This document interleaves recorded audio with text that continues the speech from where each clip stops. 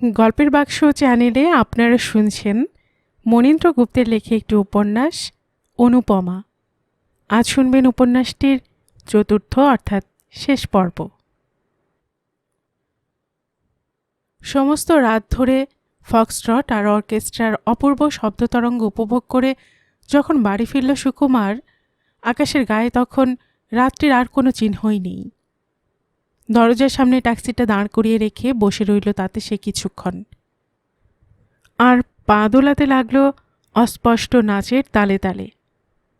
ব্যালকনিতে বসে যে শিহরণ সে অনুভব করেছিল, এখনও তার যেন রেশ সঞ্চিত হয়ে আছে তার মনে কিছুটা। কি অদ্ভুত স্টেপিং আর মিউজিক! ভুলে গেল সুকুমার সমস্ত রাত্রি সে কোথায় ছিল। এতক্ষণে হয়তো তার জন্য ভেবে ভেবে ঘুমিয়ে পড়েছে অরুণা। তার হোস্টেলে এই মুহূর্তে যদি সে ঢুকতে পারত, তবে দেখত কি করুণ তার এই প্রতীক্ষা করে করে ঘুমিয়ে পড়া। কিন্তু লুকোচুরি আর ভালো লাগে না সুকুমারের। কবে সেই অঘ্রাণের বহু প্রতীক্ষিত দিনটি আসবে, কখন সেই সন্ধ্যার অসংখ্য উলুধ্বনির ভেতরে নক্ষত্রের মতো শুভ লগ্নটি জ্বলজ্বল করে উঠবে, ঘরের ভেতর ঢুকতে ঢুকতে সে কথাই ভাবতে লাগল সুকুমার। আরেকবার দুঃখ হলো ভেবে এমন সুন্দর নাচটি অরুণার হয়তো আর দেখা হলো না। রাত্রি জাগরণের ক্লান্তি জড়ানো রয়েছে সুকুমারের দুটি চোখে। ঘরে ঢুকে আর কোনো কিছু ভাবা তার পক্ষে সম্ভব হলো না। জুতো শুদ্ধ পা দুটো তুলে দিল বিছানায়। তারপর ঘুমের প্লাবনে ভেসে চলল স্বপ্নলোকে, কল্পপুরীতে আর মানস স্বর্গে। দুপুরে অরুণা এলো একটি অশ্রুসজল মেঘের মতো, যেন এক্ষুনি বর্ষণ শুরু হবে সুকুমারের স্তম্ভিত আকাশে। বেশ লোক তুমি, কাল সারা রাত তোমার আশায় রয়েছি আর তুমি একবারও এলে না, অথচ এদিকে তোমার জন্য যশিরিকে ছেড়ে এলুম, দিদির মনে দুঃখ দিয়ে এলুম, আরও কত কি। এমনি করেই বুঝি তুমি আমাকে ফাঁকি দিতে চাও?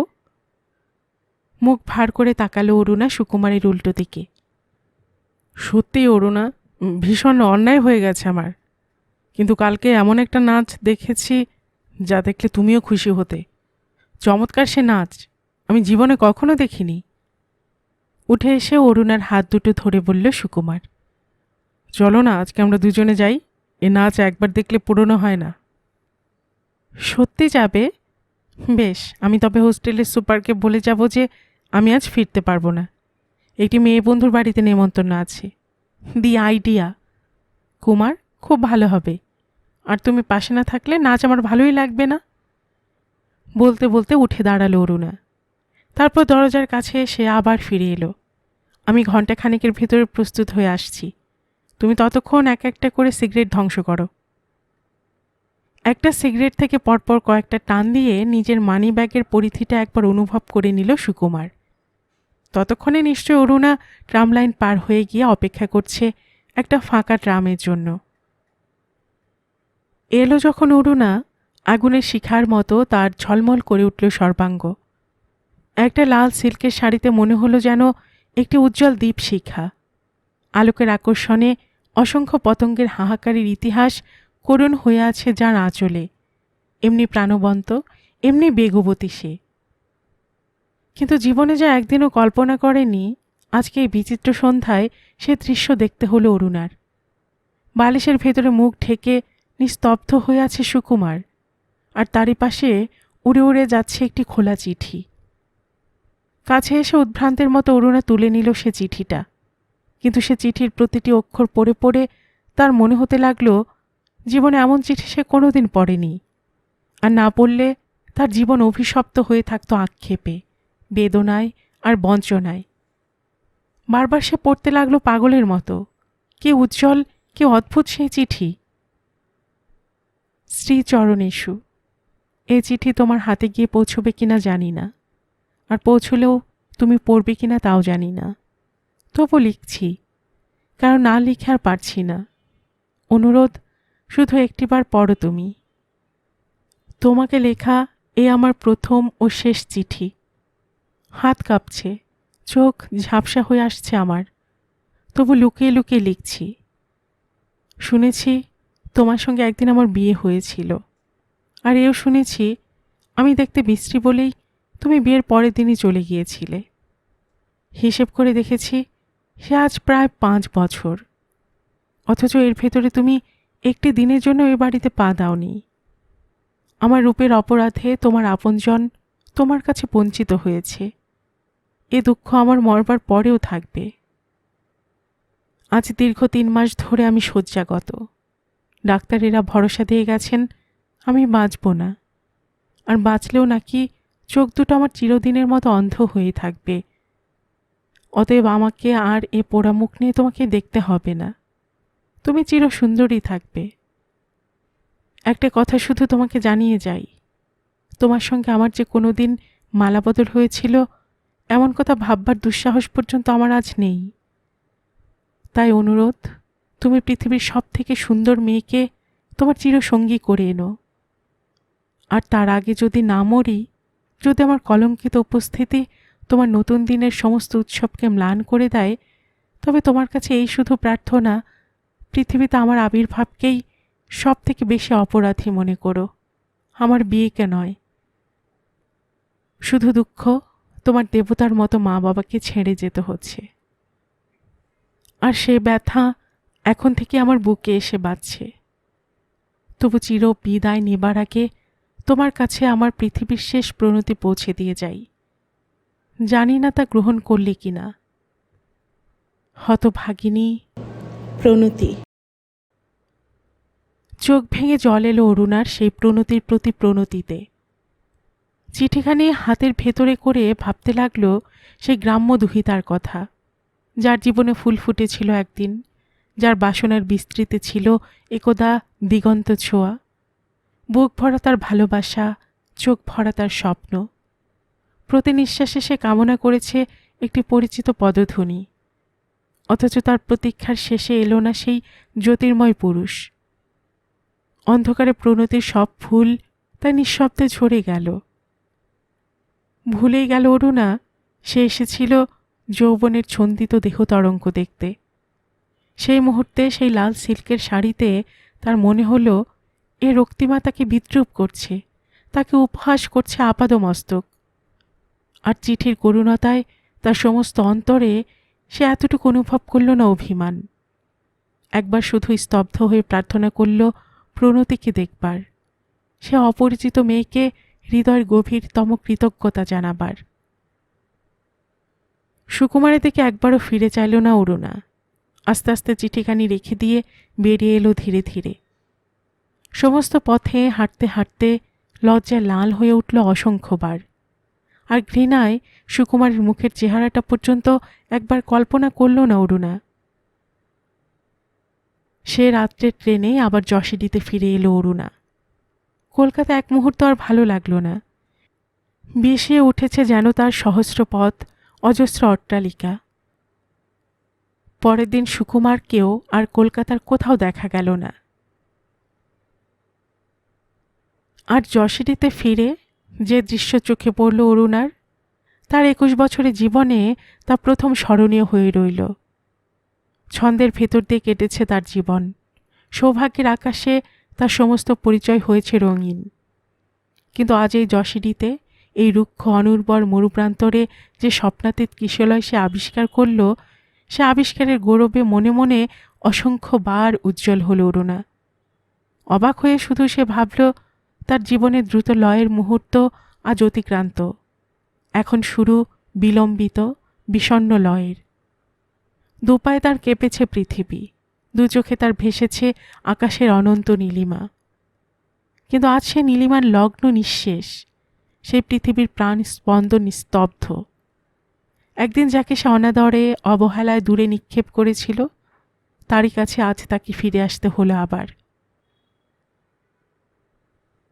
অনুপমার কাছে যখন সব শুনল একটু একটু করে, এই অবহেলিত চিরলাঞ্ছিত বীর কিশোরের প্রতি শ্রদ্ধায় সমস্ত হৃদয় পরিপূর্ণ হয়ে এলো অরুণার। ভাবতেই পারে না তরঙ্গের পর তরঙ্গ ব্যর্থ করে কেমনভাবে একটি তরুণের পক্ষে এ সম্ভব।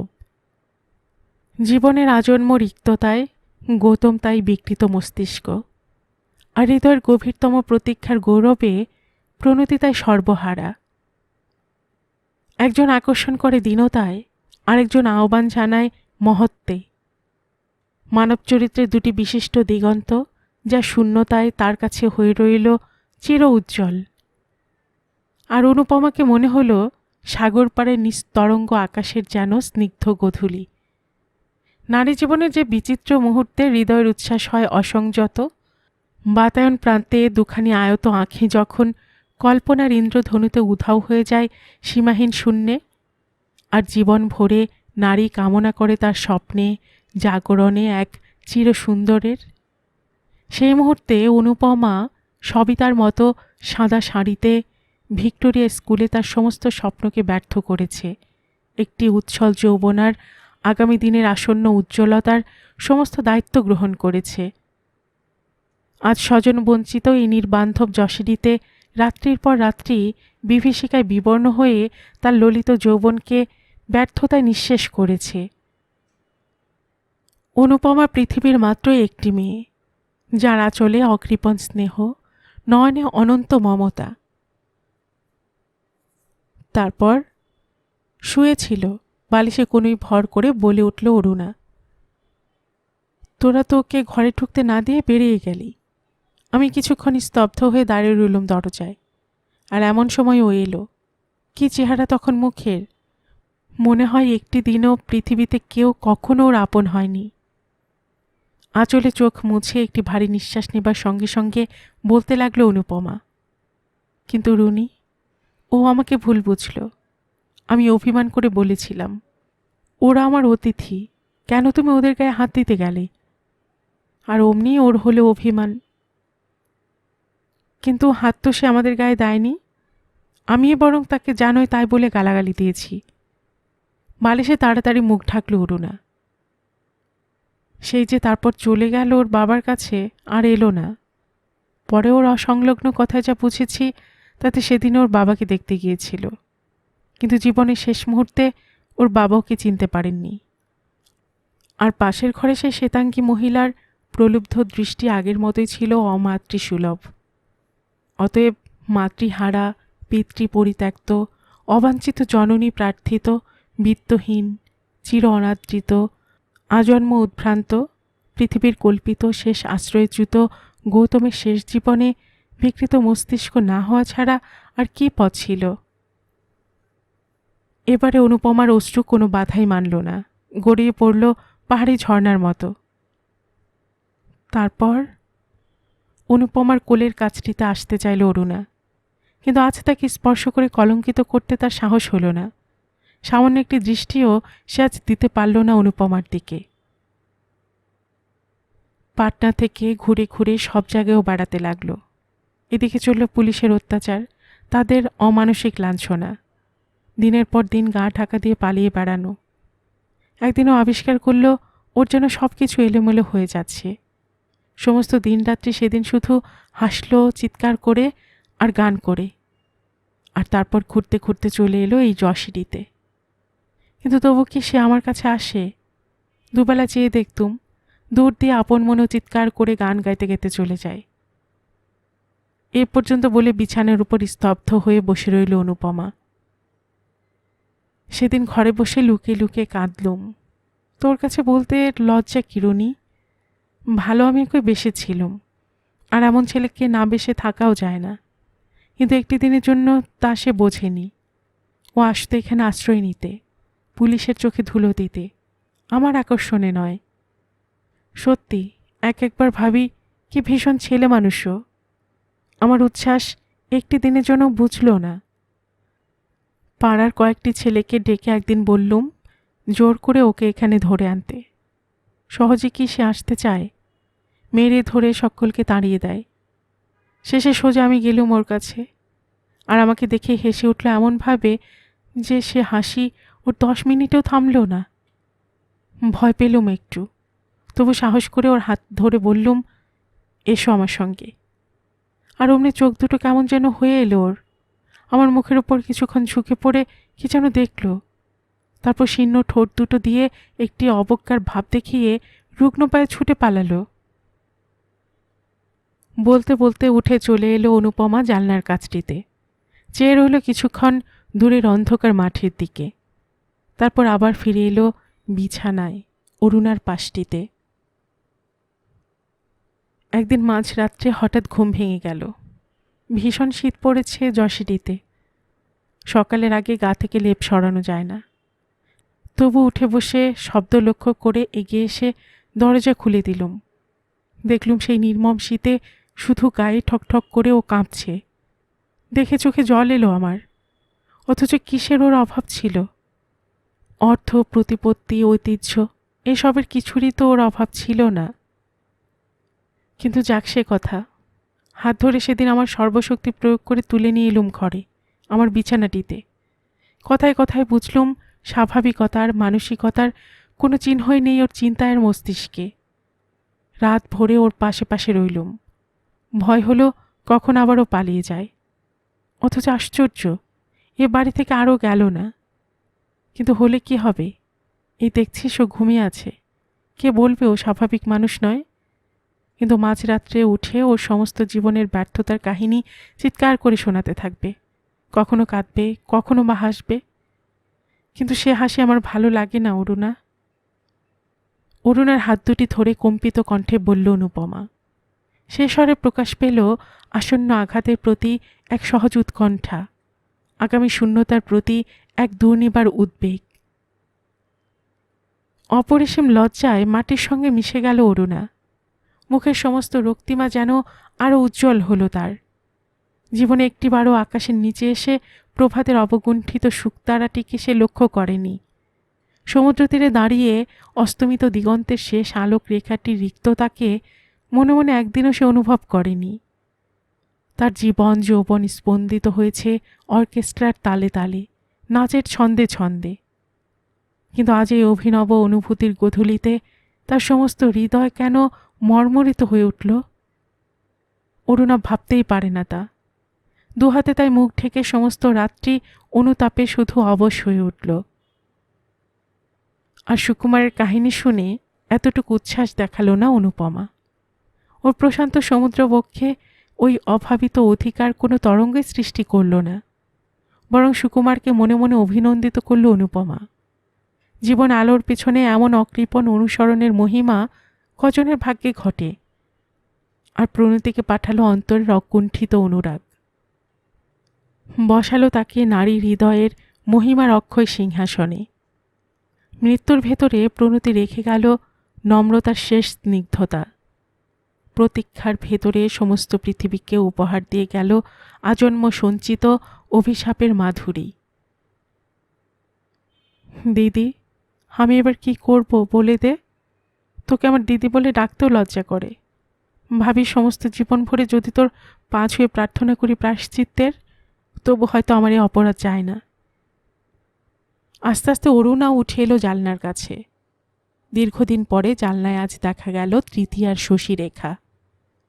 অথচ অরুণাকে এতটুকু সহ্য হয় না গৌতমের। লুকিয়ে সে কাছে এলে চিৎকার করে তার উপস্থিতি ঘোষণা করে গৌতম। দুহাতে শরীরের শেষ শক্তি প্রয়োগ করে অরুণার ঘন চুলের মুঠি শক্ত করে ধরে আর হাসে সর্বহারার মতো। আশ্চর্য, অরুণা এতটুকু তা আহত হয় না। দেহের উপর এমন নিগ্রহ সে বরং মনে মনে উপভোগ করে। ওই দুটি শীর্ণ হাতের উত্তাপ, অমন ব্যাকুল দুটি চোখের দৃষ্টি যেন তার সমস্ত তনুতে ছড়িয়ে দেয় স্নিগ্ধ শিহরণ। খুশিতে নিজেকে তাই গৌতমের কাছে মুক্ত করে দেয় অরুণা। তার প্রতিটি আঘাতকে সে আহ্বান করে নেয় সানন্দে। আমাকে তোর পাশে পাশে একটু থাকতে দিস দিদি। তোর সব ভালো হয়ে আমার এখনো সহ্য হয় না যে। অনুপমার বুকের ভেতরে মুখ লুকালো অরুণা। তুই সবসময় তো আমারই সঙ্গে সঙ্গে রুনি। ভেবেছিস আমি তোকে ভুল বুঝেছি? ছি, তাতে তুই কত ছোট হয়ে যাস তা জানিস? আমি তো ভালো করে জানি তুই এতটুকু বদলাসনি। অরুণার পিঠের উপরে হাত বোলাতে বোলাতে বলল অনুপমা। তোকে অপমান করেছি, এ দুঃখ আমার বরং সইবে, কিন্তু তোর হৃদয় নিয়ে বিদ্রুপ করেছি, এ জ্বালা আমার মরবার পরেও থাকবে দিদি। আরেকবার অনুপমার কোলের কাছটিতে এগিয়ে এলো অরুণা। ধুর পাগলি, আমি তো জানি তুই সুকুমারকে সত্যি ভালোবেসেছিলি। সব কিছু অন্যায় হলেও তোর এ ভালোবাসা যে খাঁটি তা আমি এখনো বলতে পারি রুনি। অরুণাকে আরও কাছে টেনে নিল অনুপমা। সে রাত্রে দুটি বোন দুজনের সমস্ত ব্যবধান দূর করে পরস্পরের অঙ্গীভূত হয়ে গেল। অঘ্রাণের ঋতুচক্র আবর্তিত হতে হতে ফাল্গুনে এসে স্থির হল। কুঞ্চিত পত্রপুটে আবার মুকুলিত হল সহস্র আঁখি। কৃষ্ণচূড়া ছড়ালো সীমাহীন শূন্যে তার যৌবনের রক্তিম ঠিকানা। আর ঝরা বকুলের সৌরভে অরণ্যে অরণ্যে বাজল ব্যাকুল বন মর্মর। অথচ এই 3টি মাসে গৌতমের এতটুকু ধ্যান ভাঙল না। তার মুদিত কমলের মতো কুণ্ঠিত দৃষ্টি দুটি মেয়ের কোনো অঙ্গেই এতটুকু আলো বর্ষাল না। সমস্ত দুপুর স্কুলে বসে অস্থির হয়ে উঠল অনুপমা। ভাবল অরুণার কি সাধ্য একা একা গৌতমকে খুশি করে। এক অক্ষরও তাই আর তার পড়ানো হয় না। জানলা দিয়ে শুধু দৃষ্টি মেলে দেয়। আর সে দৃষ্টি মুক্ত প্রান্ত অতিক্রম করে গভর্নমেন্ট কোয়ার্টারের পাশ দিয়ে একটি ঘরের সামনে এসে আহত হয়। সেখানে মনে মনে একটা যন্ত্রণা অনুভব করে অনুপমা। তবু ভাবে এতক্ষণে অরুণা হয়তো স্নান করিয়ে গৌতমের পাশটিতে বসে তার মুখের দিকে তাকিয়ে আছে। হয়তো কাছে বসে ভুলিয়ে নিয়ে যাচ্ছে তার পৃথিবী থেকে, তার দুবাহুর সমস্ত বন্ধন ছিন্ন করে। না না, আর ভাবতে পারে না অনুপমা। মাথাটা তার যেন ঝিমঝিম করে ওঠে। আর অনুপমার উপস্থিতি প্রতি মুহূর্তে অনুভব করে ক্লান্ত হয়ে গেল অরুণা। হৃদয় সমস্ত ম্লানিমা মুক্ত করে সে যত অগ্রসর হতে চায় গৌতমের দিকে, ততই তাকে আরও দূরে সরিয়ে রাখে গৌতম। ভেবে পেল না অরুণা, চিন্তায় যুক্তিতে যার নেই এতটুকু স্থিরতা, বিন্দুমাত্র সঙ্গতি, তার মনের বন্ধ দরজা সমস্ত ঝংকার দিয়েও কেন সে খুলতে পারছে না। তুমি তো অনুদির বোন, অথচ তার মতো তুমি তো দেখতে নাও। আর ঘুরে ঘুরে বা কেন সবসময় আমার কাছে আসো? কই অনুদি তো আসে না। একদিন সম্পূর্ণ অপ্রত্যাশিতভাবে বলে বসল গৌতম, তুমি আমার কে? আমি? দূরে ছিল অরুণা, ছুটে এলো খুশিতে উচ্ছ্বসিত হয়ে কাছে। আমিও তোমার মতো সর্বহারা, আমারও যে কেউ নেই আর। তুমি গান জানো অনুদির মতো? গাইতে পারো গলা ছেড়ে? আচ্ছা, তুমি অনুদির মতো স্কুলে যাও না কেন? অনুদি তো দুপুরে একদিনও এখানে থাকে না। অনুদির বুঝি বিয়ে? প্রশ্নের এক একটি আলো মেলে তরঙ্গে এসে আঘাত করে অরুণাকে। আর অরুণা নিজেকে সম্পূর্ণ মেলে দেয় সে প্লাবনের মুখে। ভাবে ভাসিয়ে নিয়ে যাক কুল ছেড়ে নতুন দিগন্তে, অনাবিষ্কৃত আকাশের নিচে। আচ্ছা, অনুদি তোমার কে? একবার অভিমানের অভিনয় করে অরুণা। ভাবে সামান্য একটু দীপ্তিতে যদি তার কুয়াশা ঝরে যায়। কি জানি, আমি কিন্তু তা বলে আর পাটনায় যাচ্ছি না। একটা ভারী সুন্দর মেয়ে আছে সেখানে, ঠিক অনুদির মতো দেখতে। কি নাম যেন তার? জানো তুমি? হাত দুটো ধরে প্রাণপণে অরুণাকে একটি ঝাঁকুনি দেয় গৌতম। আমাকে একবার নিয়ে চলো না সেখানে, দেখে আসি সে মেয়েটাকে। হাতটা ছাড়িয়ে নেয় না অরুণা, বরং গৌতমের হাতের উপর তার মসৃণ আঙ্গুলগুলো ধীরে ধীরে বোলাতে থাকে। ধুর বোকা, আমার বাবা যে সেখানে নেই। আমার বাবা? বিছানার উপর এক লাফে উঠে বসল গৌতম। তারপর ঝড়ের মতো নেমে পড়ল খাট থেকে। দুহাতে তাকে সঙ্গে সঙ্গে আটকাতে গেল অরুণা, অমনি হাতের এক ঝটকায় তাকে মেঝের উপর ঠেলে ফেলে দিয়ে রোগা পায়ে ছুটে এলো দরজার কাছে।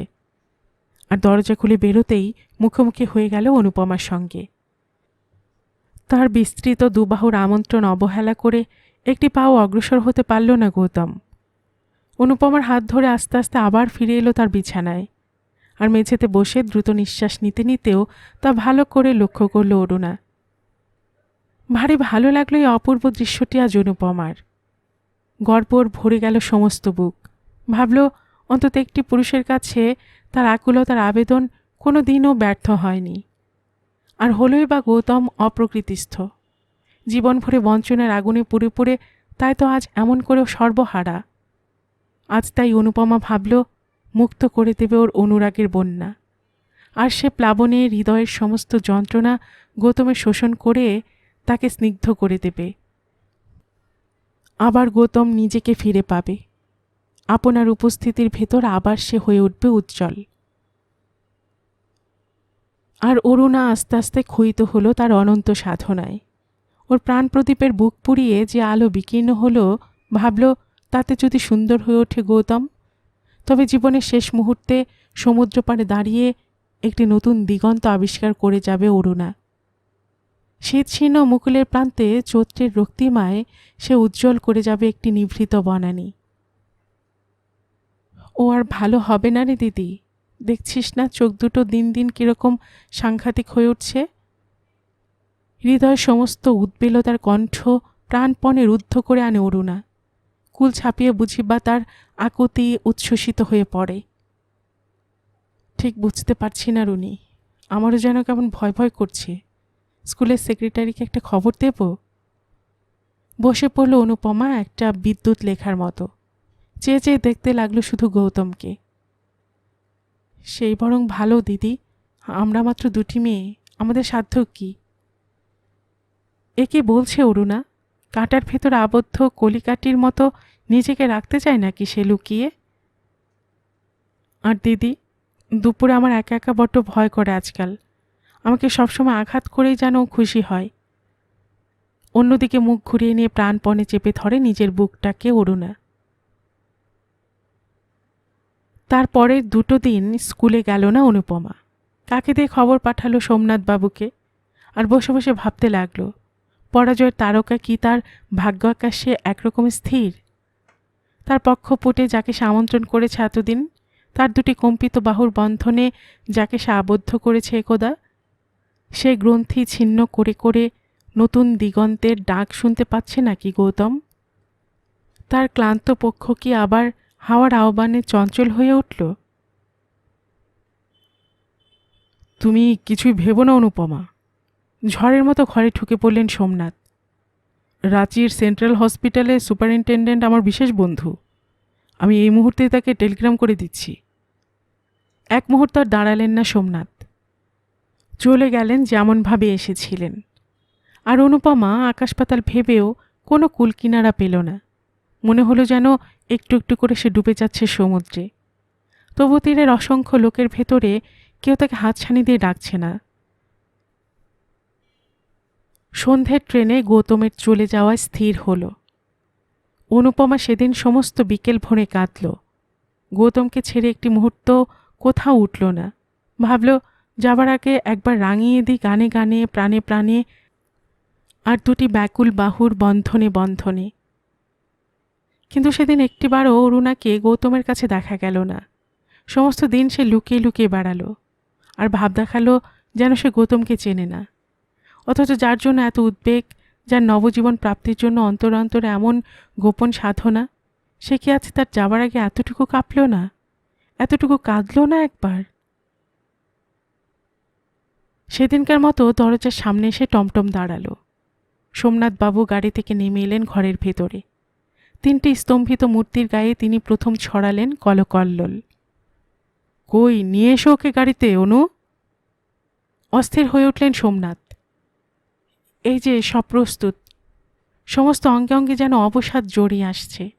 স্বপ্নাতীত আঘাতে সমস্ত পৃথিবী ভেঙে চূর্ণ হয়ে যাচ্ছে যেন তার চোখের সামনে থেকে। এমনিভাবে চোখ দুটি তুলে ধরল অনুপমা। পায়ের নিচে বোধহয় তার ভূমিকম্প হল। দিদি। দূরে ছিল অরুণা, চকিত বিদ্যুৎ লেখার মতো আকাশ দীপান্বিত করে ছুটে এলো অনুপমার কাছে। সে আকস্মিক দীপ্তিতে গৌতমকেও যেন কিছুটা চঞ্চল দেখালো। কি? এই বাধাটি অনেকদিন পর যেন ভালো লাগলো অনুপমার। একটি অপরিস্ফুট আশ্বাস যেন তাতে সে অনুভব করল। গৌতমকে আমায় তুই উপহার দে। 2টি বাহুলতায় অনুপমাকে বেষ্টন করে তার বুকের ভেতরে মুখ লুকালো অরুণা। আমাকে নিঃশেষ করে ওকে তবু উজ্জ্বল করে তুলব। উত্তর দিতে গিয়ে পাথরের মতো স্তম্ভিত হয়ে গেল অনুপমা। আর অরুণা একবারও দেখল না তার 2টি চোখের প্রান্ত থেকে সহস্র অশ্রুরেখায় টলমল করে উঠল অনুপমার সর্বাঙ্গ।